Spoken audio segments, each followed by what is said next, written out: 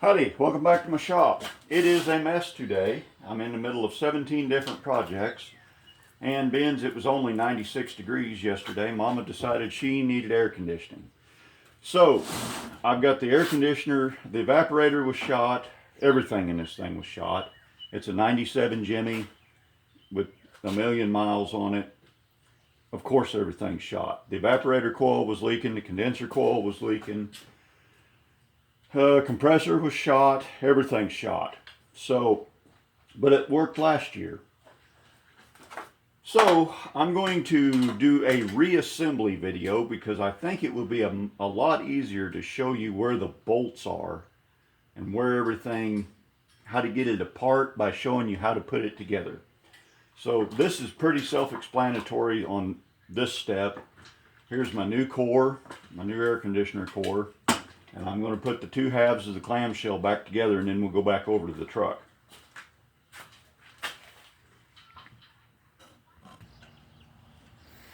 Okay, I'm sorry if this picture is so blowed out. So one of the things that I did in this whole rigmarole is there's one bolt right here. Now your fender sets in here, and you can't get to this bolt. You can't get to this bolt. But there is two studs down here in the bottom, and I hope the camera can see that, but there's two studs right here in the bottom, and there's a heat shield that goes on here. Now I've got a junkyard Jimmy Blazer sitting right over right to me. The heat shield was disintegrated on it. It was like an aluminized fiberglass piece of junk. It was disintegrated on the Blazer. It was disintegrated on this, and just kind of wadded up in a ball back here. So I'm not going to fool with putting that heat shield back. And you've got all kinds of this plastic. I think Chevrolet put it on there for to keep the stuff from sweating.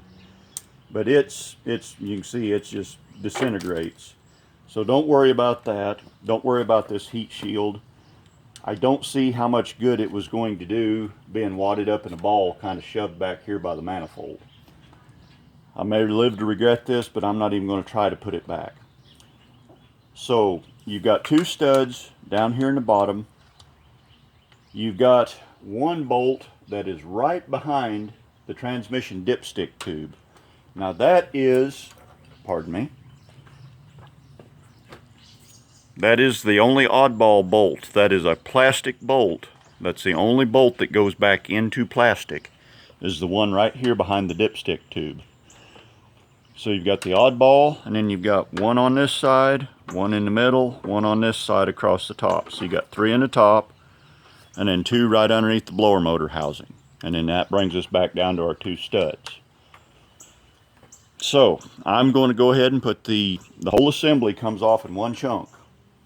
And without getting the fender off, with all of that disintegrated heat shield stuff or plastic, almost like a Rubitex, with all that disintegrated crap laying everywhere, I couldn't get that housing out of there. As a matter of fact, I broke it trying to get it out, so I grabbed one off of the junkyard truck.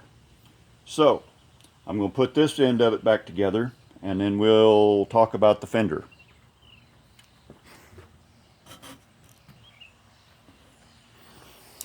Okay, now here's another advantage, or an advantage to taking the front clip basically halfway off of this thing, is you can actually get to what you're doing.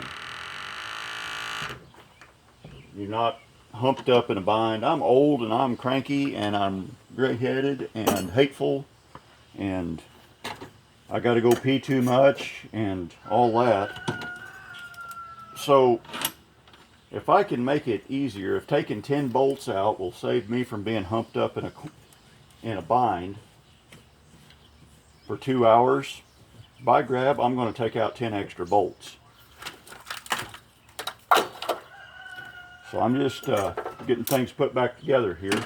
Now, what I wanted to show right here is whenever you're dealing with these flare fitting, compression fitting, AC fitting, takes O-rings, anything like this, put some oil on the threads. And when you're dealing with AC stuff, I don't care if it's a house, a car, what it is, use the oil on the threads that goes in the system. Like this machine, this rig takes PAG oil, or that's what the compressor wanted, PAG 46. So I'm greasing my threads with PAG 46, and you just dump a little bit on there, put her together, because you're running aluminum on aluminum. You need all the help you can get. Make sure you use new O-rings too. And don't be stupid with these threads.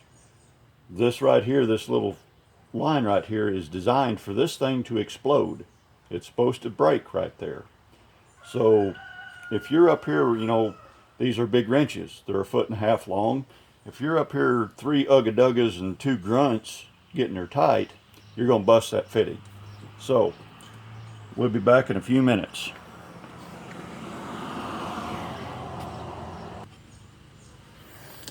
Okay, it's about time to put the outer fender back on. So you've got, to hold the outer fender, you got 2 bolts from the top, 1 bolt from the side underneath, and then you got 2 bolts, one at the top, one at the bottom, right above the door hinges. So you got to open the door about 2/3 of the way up to get these out. So on the back part of the fender, you got 2 in the top, 2 behind the door, 1 at the bottom.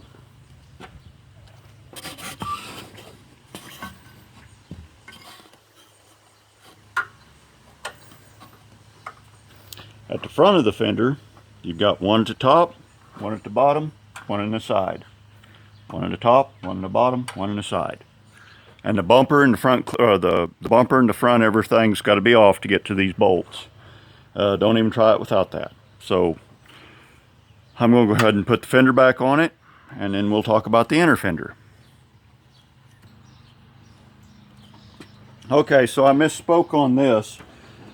The front end of the fender has got 1 bolt from the top, 1 bolt from the fender well, 1 bolt from the outside right here, and 1 bolt from the front right here. So there's 4 in the front end of the fender. 1 through the top, 1 from the inside, 1 from behind the bumper, and 1 from behind the bumper underneath the corner. That way.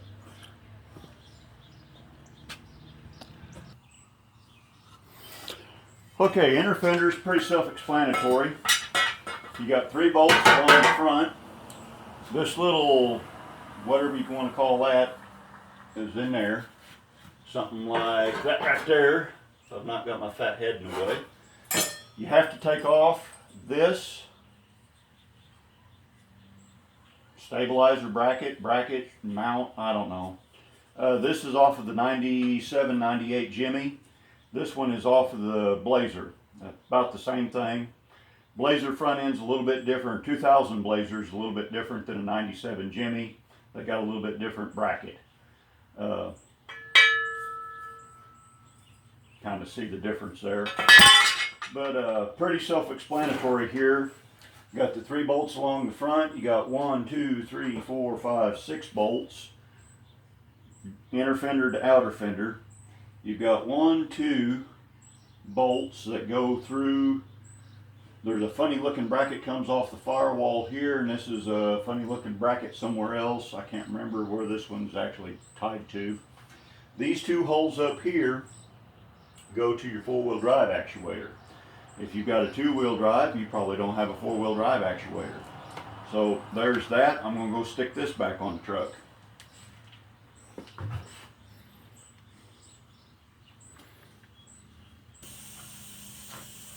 Okay, so here's the bumper, and now we're looking at the, this is the passenger side, this is forwards that way, truck's this way. Pretty much all you've got is 4 bolts, and this is mirror image side to side. So you got a bolt in the top, bolt in the bottom. These both come in from the top. Bolt here, and then this bracket bolts right here up from the bottom, well, like that. Now this bracket's got to be out of the way in order to get the inner fender off, because you got the front 3 bolts of the inner fender. There's 1 of them right underneath of this bracket. So this has to come off if you're going to take off the inner fender. And you've got a clippy doodle right over here that clips the rubber plastic part onto some little mushroom looking knobs on the inside or on the side of the fender, the outer fender. So that's all there is. There's 6 bolts to take the whole cotton picking bumper off the front end of the truck. That's it. So why would you not take the bumper off the truck, get the fender off the truck? You know, there's 10 bolts holds the fender on, 6 bolts holds the bumper on. Why wouldn't you do that? Oh, and while I'm on a rant and a tear, when you're putting all this stuff back together, put some grease or some anti-seize on the threads. Make it easier on the next guy, because that might be you. Well, there's the long and the short of her. Now, you can kind of see. You definitely have to take the PLC or the confuser, whatever Chevrolet calls it. You got to take this out. You got to take the catch can out. You got to take out the inner fender. And like I said, if you're going to go that far, you might as well just go all the way and get her done. So the only thing that's original to this rig now is the hoses, and I don't see no oil on them, so I'm hoping they're not leaking too bad. So I'm going to cut the video off here. I'm going to go get the vacuum pump, put vacuum on this thing, start getting her pumped down, and maybe in a little bit I'll have it up and running. So if you got any questions, ask them in the doobly-doo down below. Otherwise, y'all drive safe, watch for deer.